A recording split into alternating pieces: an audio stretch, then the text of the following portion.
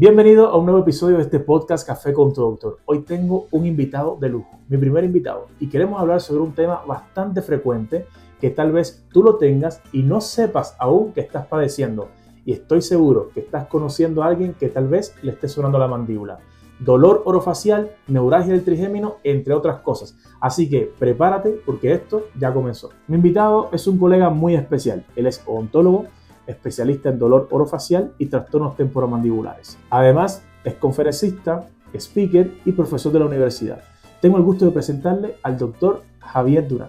Bueno, Omar, primero que todo agradecerte por la posibilidad de venir a compartir un rato acá contigo, conversar del área de trabajo que yo desarrollo, que es algo que me encanta, que me apasiona, que felizmente tengo la oportunidad de participar en universidades, de participar en congresos y de poder también desarrollar el trabajo muchas veces que nos toca hacer juntos. No, gracias a ti por aceptar la invitación. ¿Tomas café? Sí. Bueno, ya ahí está servido igual de todas maneras. Javier, quiero que nuestra audiencia te conozca. ¿Quién es Javier? Bueno, la verdad es que a Javier yo lo he dividido en dos personas, que una es la parte que tiene que ver con mi familia, es el Javier papá, es el Javier que gusta del ciclismo, que lucha por hacer ciclismo, fallo, como muchas veces muchas personas también fallan en su rutina y logran tratar de entrenar y a veces no pueden, a mí igual me pasa. Y está el Javier profesional, que es el que le gusta lo que desarrolla, que se apasiona por el área que está desarrollando ya hace más de 9 años. Y está el Javier docente dentro de esta misma área profesional y el que también puede participar en congresos y le gusta exponer y pararse frente a la gente y hablar frente a 200, 300 personas. Algo que para mí es bien bonito. Quiero hacer una pregunta rompehielo. ¿Cuál es tu rutina matutina? ¿Qué hace Javier cuando se levanta en las mañanas? Luchar. Es lo primero que hago, es luchar. Cuando me levanto, me pueden preguntar eso 100 veces, siempre hacen mi primera respuesta. Como tengo niños pequeños, muchas veces no duermo tan bien y me cuesta la primera entrada. Pero en general mi rutina es, llevamos a los niños, los preparamos para llevarlos al colegio. Luego de eso, yo me debería ir a entrenar, ¿ya? Que no siempre lo logro, pero me debiese ir a entrenar y luego del entrenamiento me voy al trabajo y ahí la rutina sigue como su curso normal dentro del día. Para que nuestra audiencia entienda este concepto, ¿qué es el dolor orofacial? El dolor orofacial, la verdad es que lo primero es saber de que no es algo tan extraño, es bastante común, es la segunda causa más frecuente de dolor crónico que tiene el ser humano. Y en el caso de mi área de especialidad, nosotros nos enfocamos a ver lo que hay sobre un huesito que viene acá en el cuello, que es el hueso yoides, hacia arriba, y vemos dolores que no tienen origen en los dientes. Yo soy dentista y todo, pero no vemos el dolor de origen dentario, solo ven los colegas dentistas. Y finalmente lo que a mí me compete más es ver los dolores de origen muscular, los dolores de origen articular, dolores que tengan condiciones de características neuropáticas, que hay algún problema en la vía y no en otro lado, en el fondo. Y vemos también trastornos de sueño. Ahora, el 70% de las consultas que llegan son por dolores de la articulación de la mandíbula. Javier, dame los 3 dolores que más duelan del cuello hacia arriba. Los que más duelan del cuello hacia arriba. Bueno, el número 1 sin duda es la neuralgia trigeminal. Y probablemente es también uno de los que más la gente conoce. La neuralgia trigeminal, dolor que tiene por definición características más bien eléctricas, que dura de segundos hasta 2 minutos máximo y tiene un periodo intenso, después baja y no puedes volver a estimularlo. Disculpa, tengo un comentario de eso. Ajá. Tú sabes que hace un tiempo atrás yo hice un estudio, empecé a revisar cuáles eran los dolores más fuertes, valga la redundancia, que existían como en el mundo. Y todo el mundo piensa que es el parto. La gente piensa lo que más duele es parir sin anestesia, un ejemplo. Uh-huh. Y no, el parto está considerado como el dolor número 10 en una lista donde el dolor, la neuralgia del trigémino, algunos lo catalogan como el dolor número 1. Uh-huh. Es el dolor más fuerte que una persona pudiera llegar a experimentar, incluso está casi a la par compitiendo con el cólico renal. Así que es un dolor que es bastante invalidante para la calidad de vida de los pacientes. Por si acaso, nosotros tenemos un nervio que se llama nervio trigémino. Se denomina neuralgia del trigémino a una irritación, a una neuropatía, a una afección, lesión que pueda tener ese nervio. Puede ser dentro del cráneo o fuera de la cavidad craneana. Así que existen diferentes causas de neuralgia del trigémino. Ahora, tengo una duda.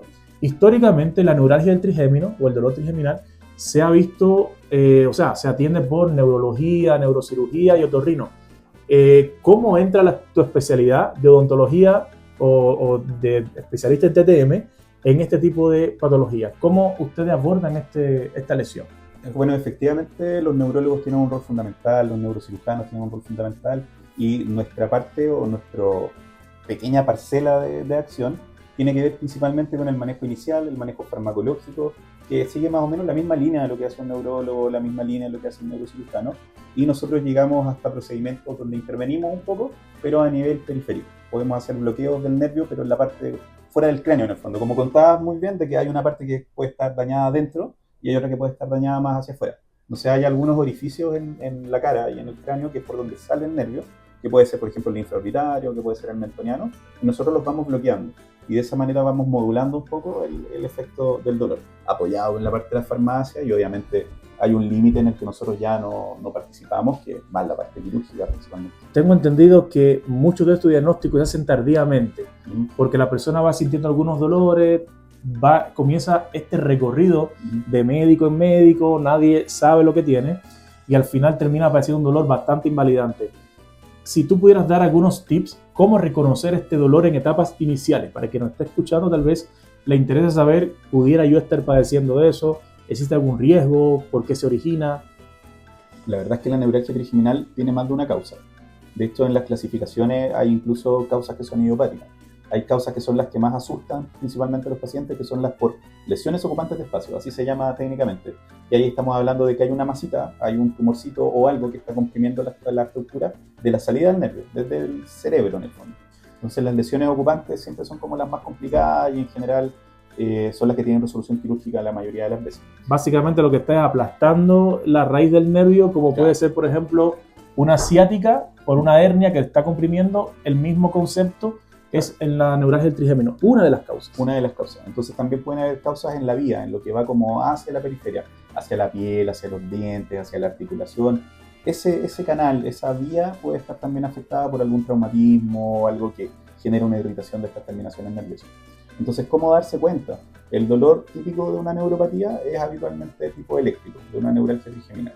Y generalmente va a durar de segundos a 2 minutos en la gran mayoría. Hay algunos que tienen dolor persistente y no va a durar esos 2 minutos, pero generalmente dura tope 2 minutos. Después se pasa por completo. No queda una basal de dolor, sino que pasa por completo y lo vuelve a estimular y no vuelve a doler. ¿Por qué se llama trigeminal? Por el nervio que es el que está afectado. Tiene 3 ramas. Tiene 3 ramas.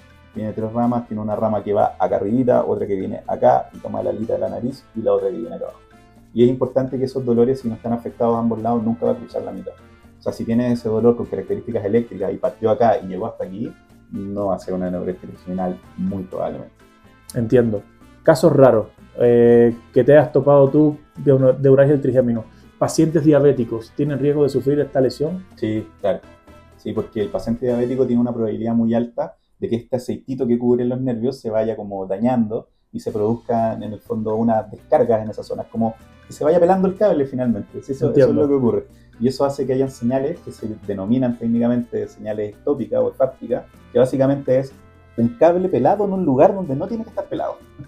Y se genera esta señal y puede producir dolor. Básicamente lo que nosotros orientamos a nuestros pacientes es actuar y corregir la causa que pudiera estar originando esa lesión. Si por ejemplo tiene una neuropatía por ser diabético, la principal solución no es solamente mejorar el nervio, eso se mejora como consecuencia de estabilizar primero la enfermedad. La diabetes tiene que estar bien controlada, con los seguimientos adecuados, con la hemoglobina glicosilada dentro de parámetros normales. Si tiene alguna digamos, complicación secundaria, una compresión, resolverlo con la especialidad determinada. Sí, pero como todo, lo más importante, imagino que es prevenir, y no solamente la prevención, sino tratar a tiempo esa lesión. Apenas comienzan los dolores, un dolor que no se sabe a ciencia cierta de dónde viene, bueno, buscar un especialista, sino pedir una segunda opinión o una tercera opinión. Ya ustedes saben, a los pacientes que sufran de neuralgia del trigémino, que existe otra especialidad conocida como especialista en trastornos temporomandibulares, que nos pueden ayudar también a complementar el diagnóstico y abordar también la enfermedad. Claro, ahí, bueno, complementando un poco eso, nuestro como valor agregado finalmente es que somos capaces de hacer un diagnóstico diferencial con las patologías de la articulación. Porque cuando la articulación tiene una patología que no se trata a tiempo y puede llegar a cronificar, el cuerpo empieza a aprender a doler, en el fondo. No es que se acostumbre al dolor, que es un poco lo que la gente tiende a creer. Que la gente dice, no, a mí me tiene doliendo esto 1 año, 2 años, 3 años, y ya estoy adaptada al dolor. Pero finalmente no es eso lo que ocurre, sino que uno envía una señal de dolor, 2 señales de dolor, 3 señales del dolor, y el cuerpo está generando pequeños receptores o pequeños canales. A mí me gusta hablar de peajes, en el fondo, porque pasa por este canalito para llegar después al cerebro y transformarse en dolor real. Entonces, si tú le envías 1, 2, 3, 5, 20, tu cuerpo, para optimizar la función, dice, yo no puedo tener 5 peajes, voy a tener 15, voy a tener 20, voy a tener 30. Y después, cuando tengas una sola señal de dolor, esos 30 se van a pelear por tomar esa señal de dolor y finalmente se amplifica. Y el paciente termina sintiendo el mismo o más dolor del que sentía con un estímulo más pequeñito. Ese proceso se llama sensibilización central, ese es el nombre técnico que tiene, y cuando eso pasa por una patología articular, la sintomatología, lo que el paciente siente, es muy parecido a la sintomatología de una neuralgia original. Entonces se llegan a confundir mucho, y ahí es súper importante poder encontrar el origen del problema para que de esta manera podamos darle una solución y mejorar la calidad de vida del paciente. El paciente con dolor es un tema. Sí. Una cosa es sufrir un dolor agudo, te torciste el tobillo jugando, haciendo cualquier deporte, pero tener un dolor crónico cambia la vida de la gente, cambia la percepción. Yo siempre le pido a mis pacientes, por ejemplo, traigan a su familiar para dar este tipo de explicación, porque muchas veces pacientes de dolor crónico, los familiares, las personas que los rodean, son personas solitarias, ¿o no? Son personas que terminan faltando al trabajo, siendo despedidas, con deficiencias económicas, experimentan soledad, porque terminan siendo abandonados por incomprensión, pacientes con fibromialgia. Por ejemplo, no quiero desviarme del tema, pero básicamente el paciente con dolor tiene que entender que uno de los síntomas principales es el cambio del estado de ánimo, la irritabilidad, sentirse con sensaciones, digamos, de inferioridad, de soledad, y lidia con todos esos patrones. Por tanto, el médico tiene que enfocarse en la patología, pero también recordar que nosotros no atendemos enfermedades. El médico atiende a personas con enfermedades. Absolutamente, es algo que me toca ver en la práctica diaria. Llega mucho paciente que muchas veces llegan solos, otras veces llegan acompañados, pero el relato del paciente es uno y el del acompañante es otro. El acompañante está aburrido, el acompañante está cansado, y ya no quiere escuchar más de que le duela. Siempre llegan diciendo como, doctor, esta es la última opción que tenemos, queremos que se solucione, ya estamos cansados de escuchar que le duele.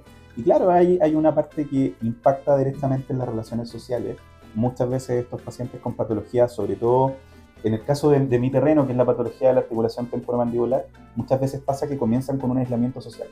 ¿Por qué? Porque no quieren ir al asado, porque les va a doler comer, porque no quieren ir a comer sushi, porque no pueden tomar la pieza de sushi y llevarla a la boca, porque les da miedo que se les quede la mandíbula trabada. Entonces, este aislamiento social es una realidad total. Y el aislamiento social genera cosas, y sabemos que no son cosas buenas, más la presencia constante de dolor, que va a generar algunas alteraciones a nivel del sueño, del descanso, y entramos en este ciclo, en esta vorágine de cosas como negativas que empiezan a suceder en la vida de los pacientes. Nos faltan 2 causas frecuentes del dolor temporomandibular. Hablamos de la neuralgia del trigémino, dame 2 más. 2 causas comunes, mira, es muy común ver patologías inflamatorias, o sea, problemas de inflamación de la articulación de la mandíbula y que pueden desencadenar en condiciones degenerativas. ¿Qué es la articulación de la mandíbula? La articulación de la mandíbula es básicamente donde se juntan 2 huesitos. El huesito de la mandíbula, que termina acá arriba en una cabeza, que se llama cabeza mandibular, y que va a articular con un huesito del cráneo. O sea, básicamente estamos articulando la cara con la cabeza. Una copa con una bola, más o menos. Tal cual. Y al medio tiene un disco, que es como los meniscos de la rodilla, como los discos intervertebrales. Cartílago, eso es cartílago. Es colágeno con fibrocartílago.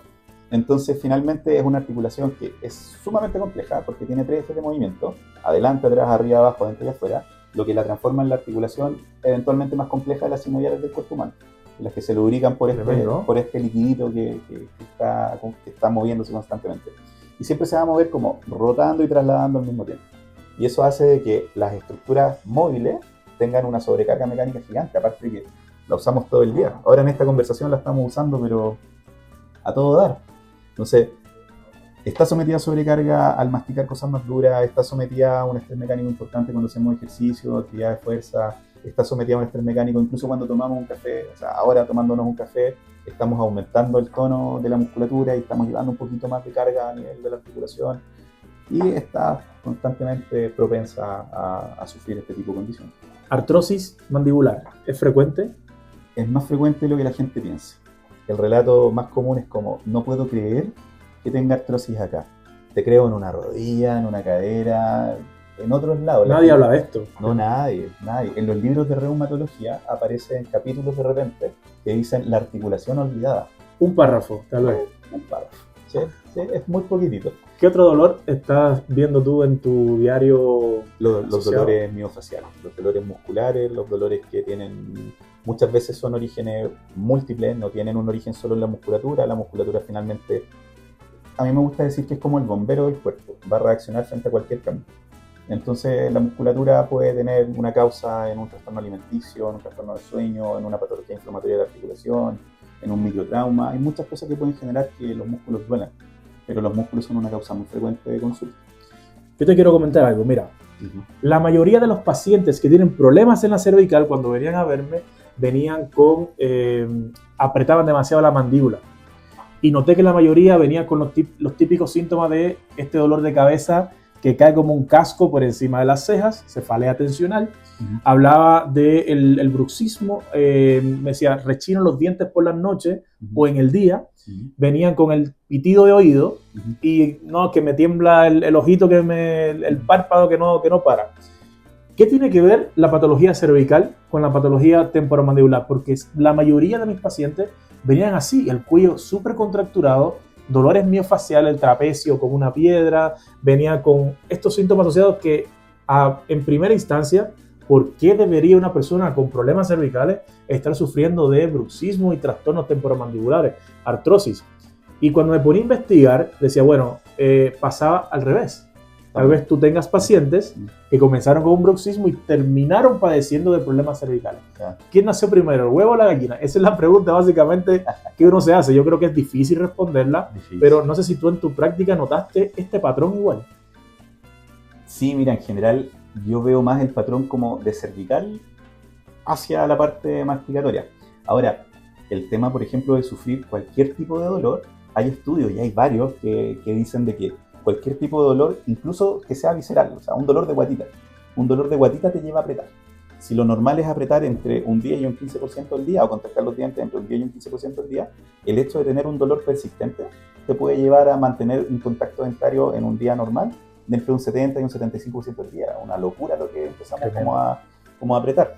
Ahora, en la práctica sí toca ver que está comprometido el cuello, que están comprometidos los músculos de la mandíbula, que están comprometidos los músculos temporales. Y finalmente, ¿por qué se da esto? Es porque lo primero que hay que entender es que el cuerpo no está segmentado por partes. Eso es lo primero. O sea, cualquier cosa puede afectar a otra. Y acá hay una relación sumamente importante, que es que varios músculos del cuello comparten zonas de información con los músculos masticatorios. Entonces la información que llega a algunos grupos musculares del cuello se va a compartir con el lugar donde llega la información de los músculos que mastican. Ahí me surge una pregunta, disculpa que te interrumpa. Sí. Malas posturas, mirar el celular, pantalla, las personas que trabajan mucho tiempo frente a un computador, recepcionistas, conductores, taxistas que trabajan mucho tiempo en una misma postura, riesgo de sufrir trastornos también de la mandíbula. Sí, más altos, por supuesto. Más altos por el mismo tema de que al aumentar el tono de la musculatura, al estar más contraído, la cabecita de la mandíbula va a tomar una posición más superior, se va a ir más hacia arriba. Por lo tanto, esta cajita que tiene que aguantar una cierta cantidad de oxígeno para poder mantener el equilibrio en la función, va a recibir menos oxígeno. Y eso va a llevar a que se activen ciertas cadenitas que van a producir inflamación. Y eso va a llevar finalmente al desarrollo de la patología. Uno de los temas que está en boca de todos en estos días, en redes sociales, en la calle, en la gente, en mis pacientes, es el bruxismo. ¿Qué es el bruxismo? Bueno, el bruxismo sí está de moda, es una realidad. No quiero decir que es una moda, pero sí, igual un poco sí. Ahora, el bruxismo es básicamente una acción donde la mandíbula está apretada. Hablemoslo como en esos términos más sencillos, ¿ya? Hay mucho detrás de lo que es el bruxismo, pero podemos principalmente dividirlo en dos. En un bruxismo cuando estamos despiertos y conscientes, y en un bruxismo que es cuando estamos dormidos. No hay uno solo. No hay uno solo. Hay dos como grandes grupos, y dentro de estos grupos hay subgrupos.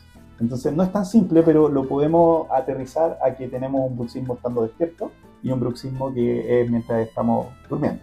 Voy a aprovechar, Javier, porque yo tengo pacientes que cuando lo estamos examinando me han dicho, doctor, yo fui al dentista y cuando me hicieron, no sé, una reparación, una obturación, qué sé yo, cómo se llama, discúlpame, el dentista le dijo que tenía bruxismo porque le vio gastado alguna zona de los dientes. ¿Eso es tan así? No. Cámbiese de dentista. No. No. No es tan así. Lo que pasa es que es una creencia que es muy masiva.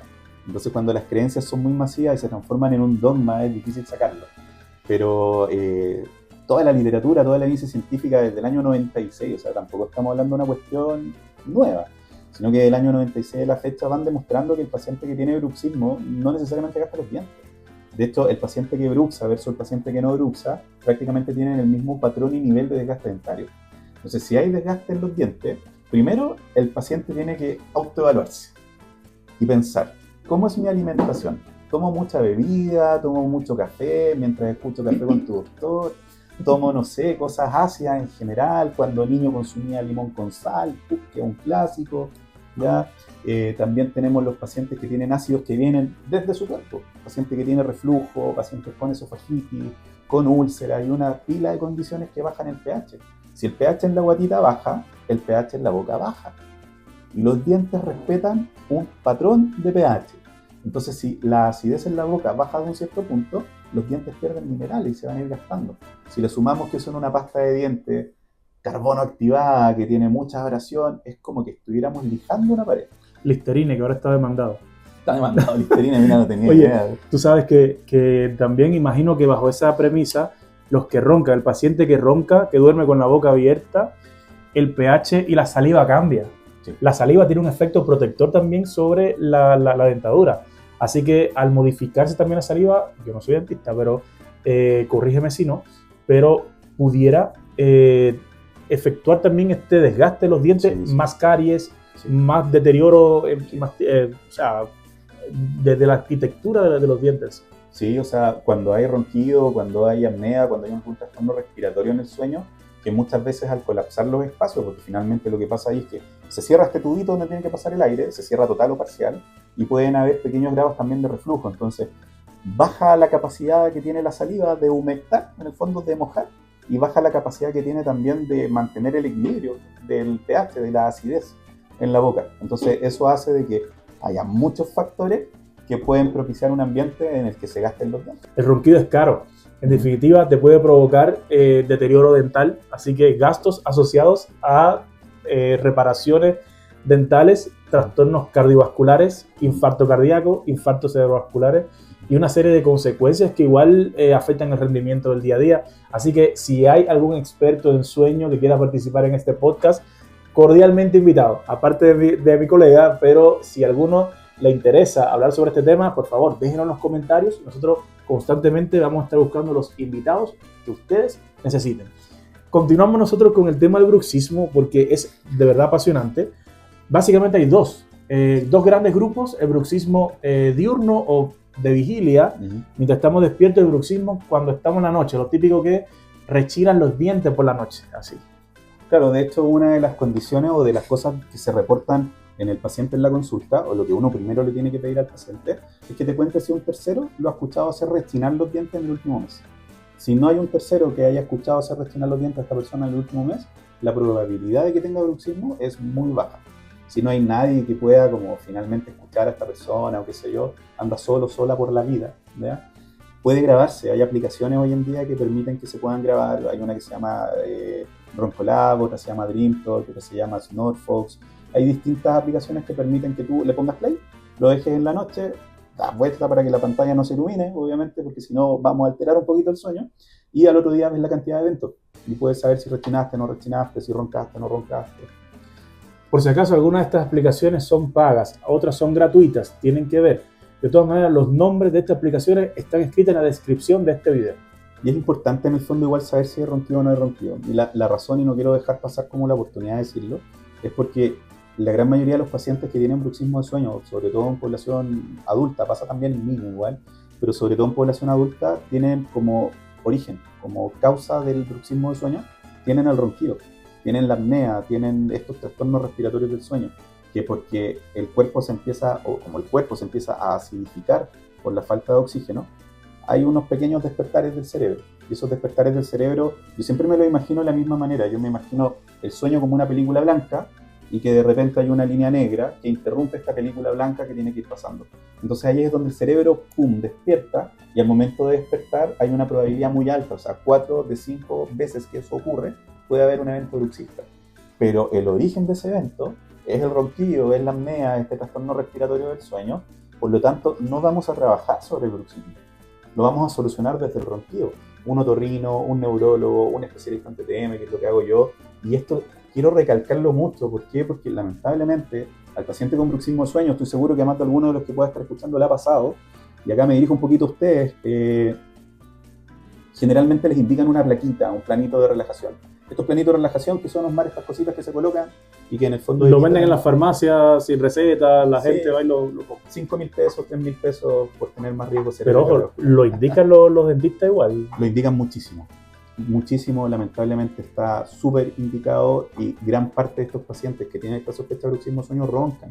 Y el hecho de roncar o tener apnea muchas veces es por una cuestión de que este tubito está comprimido. Entonces este tubito, si yo coloco una plaquita, este tubito se va a ver comprimido porque la mandíbula se va para atrás. Entonces si yo comprimo más, el paciente ventila menos, respira menos. Y eso trae varios problemitas que se van a acarrear. O sea, ¿te da miedo que se te gasten los dientes? Ok, perfecto, te da miedo que se te gasten los dientes, pero ¿qué es más peligroso? ¿Que se te gaste un diente o que tengas riesgo de infarto? No hay por dónde perderse, no hay por dónde perderse. ¿Cuál sería la solución en casos de bruxismo? ¿Qué habla hoy día la medicina? ¿Cuáles, digamos, las últimas tecnologías para el manejo del bruxismo? En general, en el bruxismo de sueño siempre buscan la causa. La gran mayoría de los pacientes que tienen bruxismo de sueño tienen una causa que es identificable. Esa causa puede ser, como comentábamos, el ronquido, la apnea, la hipopnea, cualquier trastorno respiratorio del sueño. Puede ser el reflujo, pueden ser las úlceras, puede ser cualquier condición que cambie el pH, que cambie el estado de acidez del cuerpo. Puede ser también los hábitos de sueño que estén alterados. La gente que no tiene una buena higiene de sueño, que básicamente es como uso de pantallas antes de dormir, tomar café después de las 2 de la tarde o alejado menos de 6 horas de la hora de inicio de sueño, ya que es lo que recomienda en el fondo la Academia Americana de Medicina del Sueño, pronto a cambiar probablemente, porque han salido estudios que allá no hablan de 6 horas, hablan de 8.8 horas, cuando llegue ese momento yo me voy a morir porque me encanta tomar café. Hay varios que puede que se mueran ahí en ese momento de tragedia, ¿ya? Pero son indicaciones nomás al final del día, pero esos pacientes que tienen alteraciones en la higiene de sueño también tienen mayor riesgo de tener bruxismo de sueño. Pantallas, lectura, tele, todo eso puede afectar. Sabes que muchas veces me sucede, y estoy seguro que a muchos de los que nos están viendo les está sucediendo, que estamos trabajando. Lo típico en una computadora, estamos haciendo algún trabajo, estamos estresados, angustiados, y nos percatamos de momento como que tenemos la cara apretada, o alguien te dice, oye, relaja la cara que estás tenso. Sí. ¿Te ha pasado a ti? Sí. Sí, me he visto en esas yo mismo. He visto a mi pareja en eso. O sea, probablemente alguien ahora esté escuchando y esté apretando. O sea, no, ¿En el tráfico? En el tráfico es muy común. Nosotros los santiaguinos, ustedes en Puerto Montt no... Puerto Montt es más tranquilo. Puerto Montt es más tranquilo. Excepto en verano cuando van a Puerto Montt. Cuando va la gente de Santiago a Puerto Montt. No, pero en general, durante cualquier función que sea como de concentración, si la sostenemos mucho en el tiempo, podemos terminar apretando.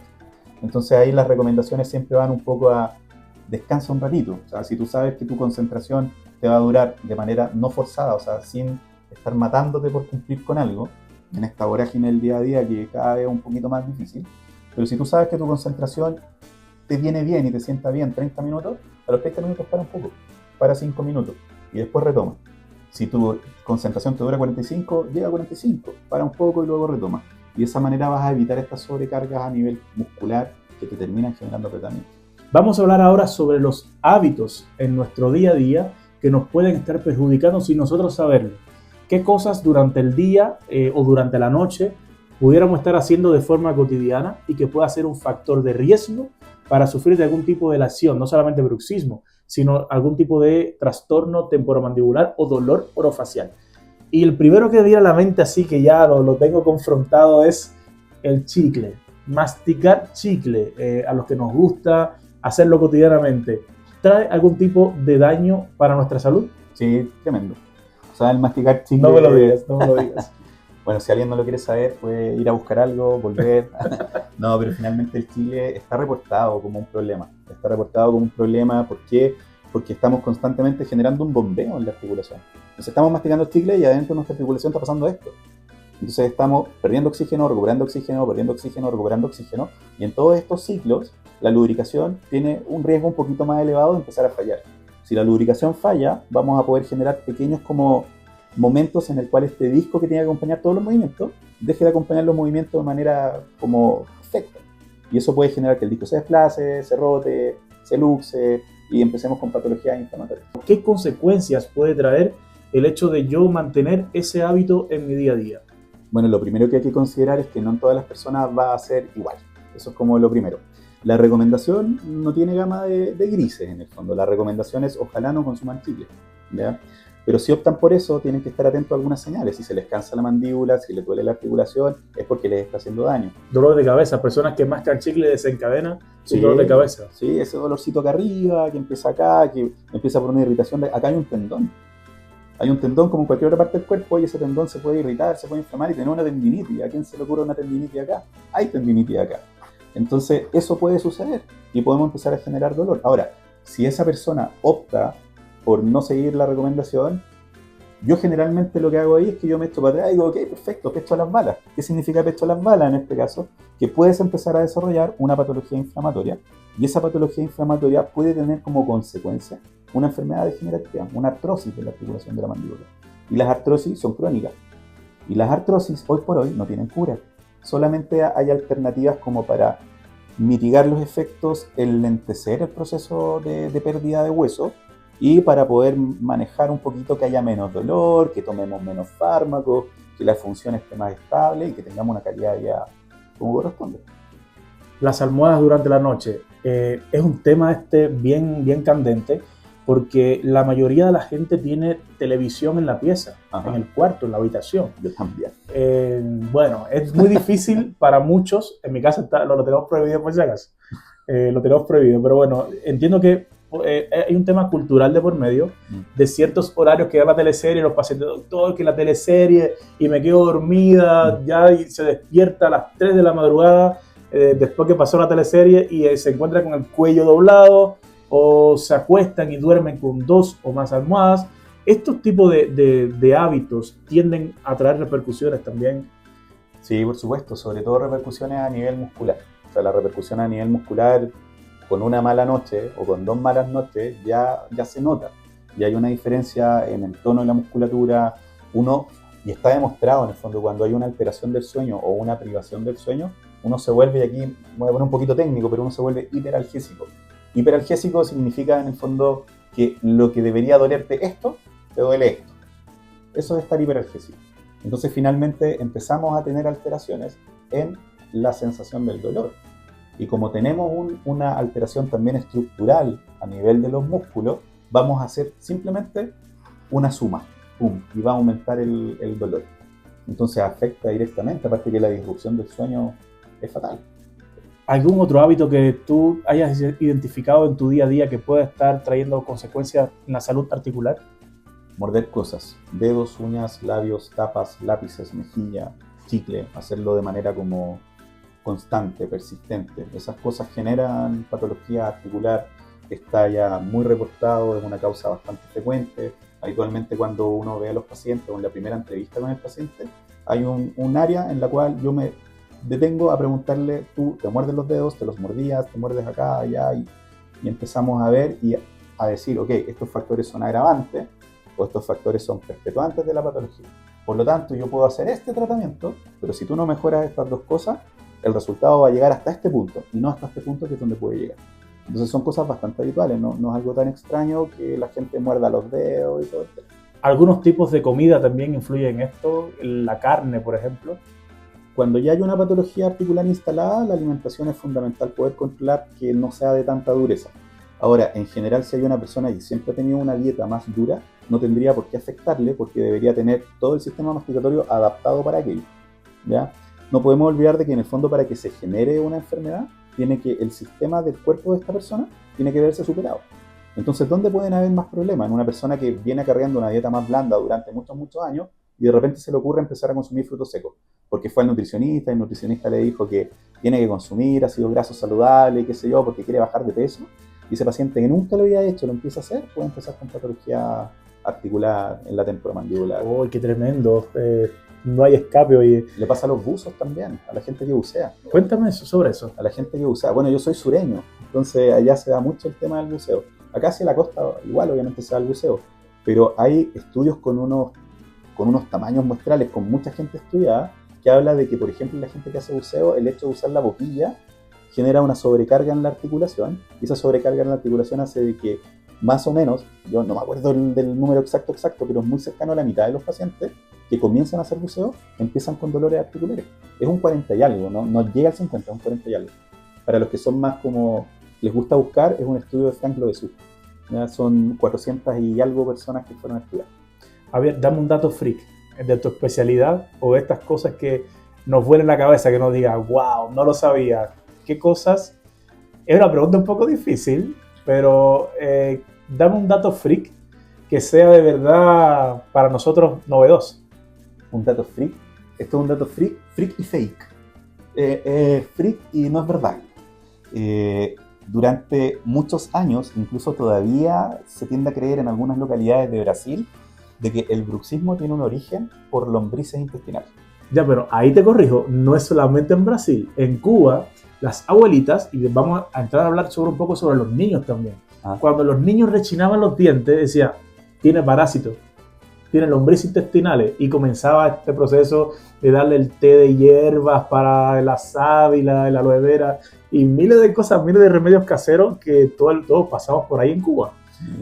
Así que no tenía idea que eso también tenía una repercusión en otras localidades de Sudamérica. Pero cuéntame sobre eso. Es que en Brasil se hizo un estudio en una localidad donde hay una alta incidencia de parásitos intestinales y en el fondo lo podían asociar a cualquier cosa. O sea, cualquier cosa que hubiesen buscado una asociación hubiese salido que sí.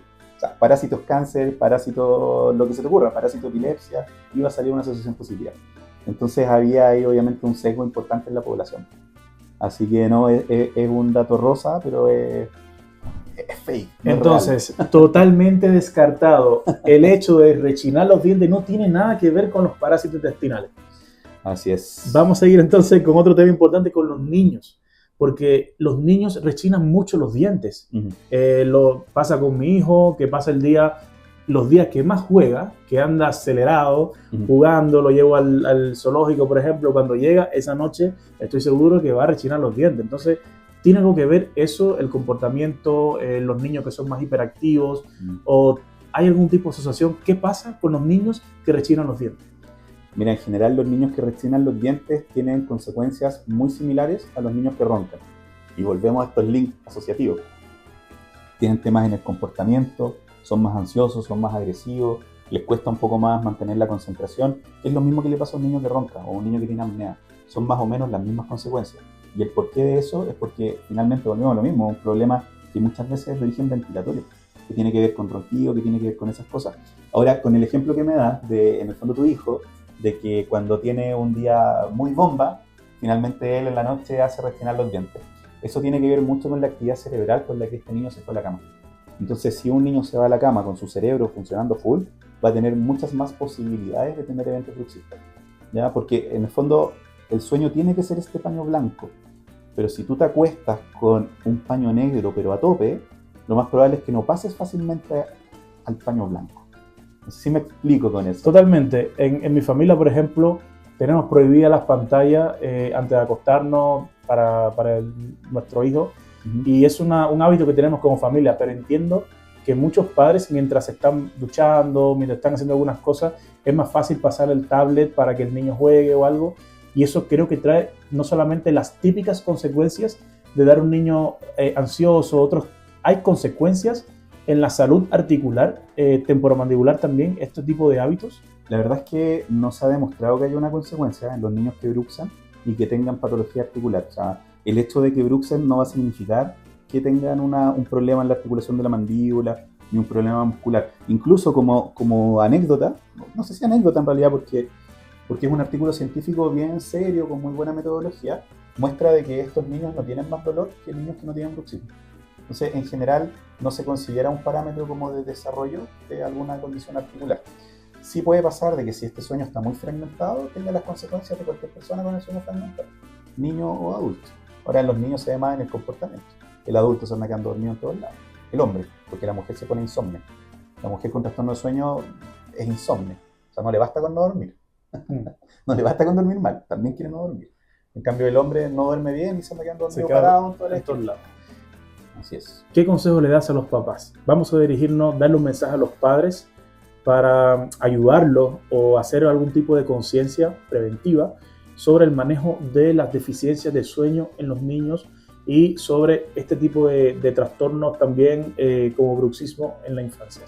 Lo primero que yo les aconsejaría es que si escuchan a los niños rechinar, no piensen nunca que es normal, ¿ya? Si un niño rechina durante el sueño, algo está pasando que está generando que su sueño se corte de una u otra manera, o algo que pasó en el día o algo que está ocurriendo en ese mismo momento en la noche. Puede ser reflujo, puede ser que tomó bebida antes de dormir, puede ser que se acostó con mucha actividad, puede ser que usó pantalla, puede ser a veces algo tan simple como que entre luz a la habitación. Cuando los niños, por ejemplo, son muy blanquitos, tienen la piel muy blanquita, hay una translucidez del párpado y eso puede generar activación de unas glandulitas, que es la glándula pineal en el fondo, que tiene relación con la melatonina y con este equilibrio entre la luz y la oscuridad. Entonces se pueden generar eventos bruxistas asociados a aquello. Mientras más blanquitos los niños, hay que procurar que tengamos más oscuras las piezas. Las piezas siempre tienen que ser oscuras, pero ojalá procurar que eso se cumpla, o sea, que la pieza sea totalmente oscura. No, es que me da miedo dormir con la luz apagada. Hay que intentarlo, hay que batallar. Yo soy papá, tengo 3 niños y hay muchas batallas que las he perdido. Yo acá, para mí es fácil sentarme a dar consejos, pero yo en el fondo igual voy pensando y digo, chuta, yo tampoco lo logro, pero si tuviera que dar un consejo, ese consejo es fundamental. Que no piensen que es normal, que empiecen a ver todos los factores del entorno que puede llevar a que este niño tenga una alteración en el sueño, la temperatura de la pieza, que duerman o no duerman con mascotas, que duerman con ruido. Dormir con ruido no es la forma tampoco. Entonces hay que tratar de tener las condiciones para dormir. Eso es como lo primero. Y lo otro tiene que ver con si este niño ronca o no ronca. Que lo lleven a un profesional, que le revise la boca, que vea si las amígdalas son grandes, si las adenoides son grandes, que haga esa valoración. Porque a estos niños, si se tratan antes de los 7 años, no tienen ninguna consecuencia, ninguna secuela. Entonces es importante cómo valorar esas cosas antes. Y lo otro que es súper importante, y aquí ya dejo de hablar, no, por favor, es el tema de los azúcares. De los azúcares, independiente de que sean azúcares buenos o azúcares malos. O sea, entendemos de que hay azúcares refinados y otros que no, y que ojalá prefiramos lo que no es refinado, ¿cierto? Pero finalmente, todo estímulo dulce en una persona genera placer. Te guste o no te guste lo dulce, se genera placer. Dopamina. Por lo tanto, dopamina. Y cuando un niño está expuesto constantemente a estímulos que botan dopamina, yo me imagino la dopamina en un vaso. Siempre me lo he imaginado así. No es así, pero siempre me lo he imaginado así. Un vaso en el cerebro. Y abajo del vaso, muchas personas con palitas muy chicas recogiendo la dopamina y volviéndola al vaso. Ese es mi rollo mental. Mira. Entonces, ¿qué es lo que pasa? Que cuando empezamos con este consumo de cosas azucaradas o cosas dulces, esta dopamina empieza a caer. Y estos trabajadores no trabajan tan rápido porque sus palas son muy chiquitas y no logran llevar la dopamina para volver a llenar el vaso antes de que se duerman. Y ese déficit de dopamina antes de dormir genera de que durante el sueño puedan moverse mucho, sueño inquieto, una vuelta a un lado, otro lado, otro lado, que muevan los brazos, que muevan las piernas, que hablen dormidos, que suden mucho o que tengan bruxismo. ¿¿Alguna rutina previa a dormir? Tratar de calmarlo. Yo digo tratar así como con... Es que mis niños, yo tengo mis hijos. Es difícil calmarlo. ¿Cómo lo calmas? Eso que es un concepto. ¿Cómo le dices a un niño que debe estar quieto? Es tremendo, pero llegado un horario, creo que hay que hacer ciertos ejercicios para entrenarlo. Yo creo que todo lo que se entrena se puede lograr. Sí, se puede lograr. O sea, hay que tratar de buscar la instancia para bajar la actividad de los niños, bajar la hora de sueño, la hora de juego, cortarla más o menos a las 6, 7 de la tarde, para que ellos empiecen a bajar un poco la actividad. Después colocar pijama y cuando ya esté oscuro, llevarlos idealmente a la cama, con la bajada del ciclo de luz-oscuridad. Entonces, cuando uno lo lleva a la cama, la idea es que ellos aprendan que la cama no es para jugar, porque su cerebro va a empezar a secretar las sustancias que necesita para dormir cuando él asuma o ella asuma de que la cama es para dormir. Entonces eso ayuda a conciliar el sueño. Hay alimentos también que se pueden consumir después de las 5 o 6 de la tarde, que tienen una alta cantidad de triptófano.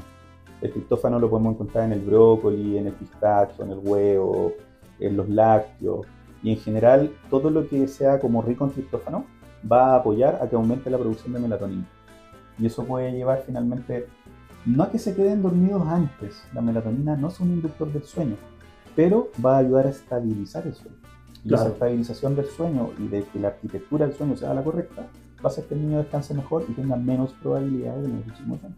Para terminar esta parte con los niños, existe una relación. Niños que sufran constantemente de amigdalitis, niños que respiren por la boca, respiradores bucales, que sufran de adenoides, o sea, trastornos adenoideos u otras patologías obstructivas de la vía aérea superior, ¿tienen relación también con el bruxismo? Sí, sí, hay una relación muy importante. O sea, la mayoría de los niños que tienen ese tipo de condiciones que mencionas tienen una alta probabilidad de tener bruxismo de sueño.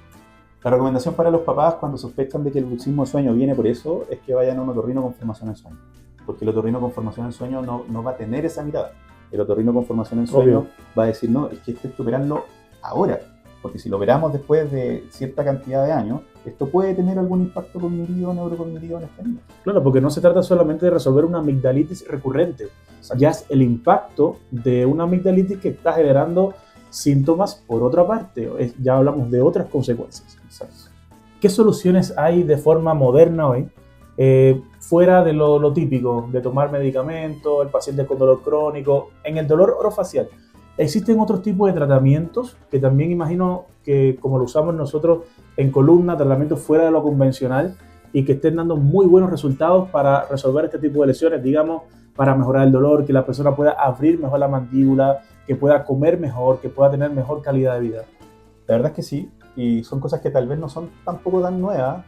Por ejemplo, el ácido hialurónico es una de las cosas que se utiliza, que es la viscosuplementación, técnicamente de la articulación. Hablamos de las terapias regenerativas. Claro, terapias regenerativas, terapias biológicas. ¿Y qué es eso? Para el que no sepa, ¿qué es la medicina regenerativa? Esa rama de la medicina que tanto se está hablando, para ti, ¿cómo lo defines tú? Lo defino como un tratamiento que busca usar un poco al paciente. Suena mal, pero no es malo.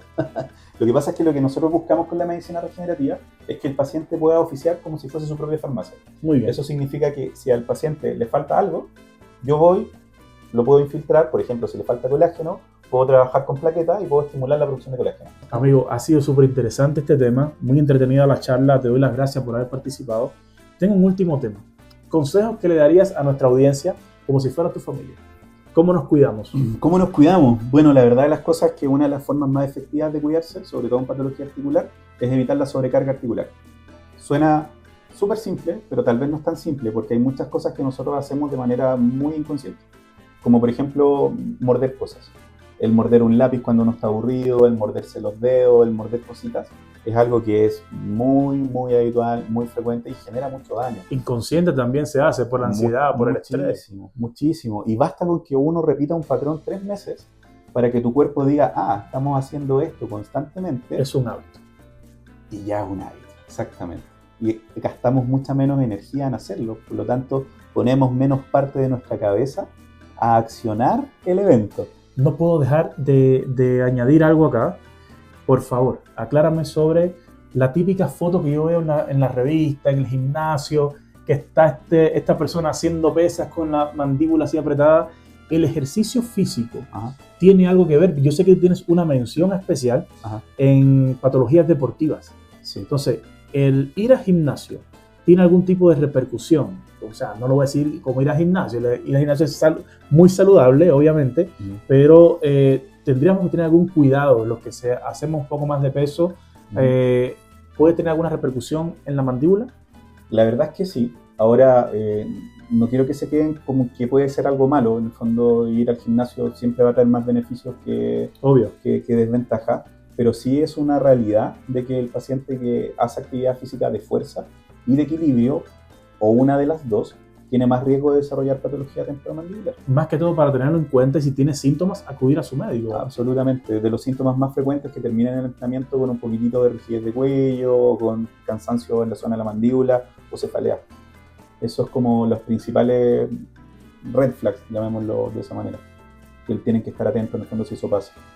Ahora no significa dejar de entrenar, solamente significa manejar el cuadro, porque finalmente si apretan durante la actividad física es porque su cuerpo está requiriendo que recluten más músculo, porque el músculo que estaban trabajando ya viene fallando, no está pudiendo mover los pesos o no está pudiendo mantener el equilibrio, entonces empezamos a reclutar músculos de otro lado y terminamos apretando la mandíbula. Tal vez cambiar un poco la dinámica temporalmente de ejercicio, tal vez ya no ir al fallo, mejorar, aumentar por ejemplo las repeticiones con menos peso, Claro. para que igual tengas menos probabilidad de estar apretando. Sí, generar como una progresión también en la planificación de los entrenamientos. Y corregir la técnica, obviamente, Fundamental, ya lo damos por sentado. Javier, quiero darte las gracias por haberte dado el tiempo de estar acá con nosotros. Te agradezco mucho todos los tips que nos has dado. Ha sido una tarde brillante.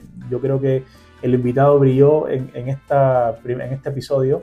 Así que te quiero dar las gracias por cada uno de los consejos, por tu profesionalismo y de verdad muy bien por tus pacientes.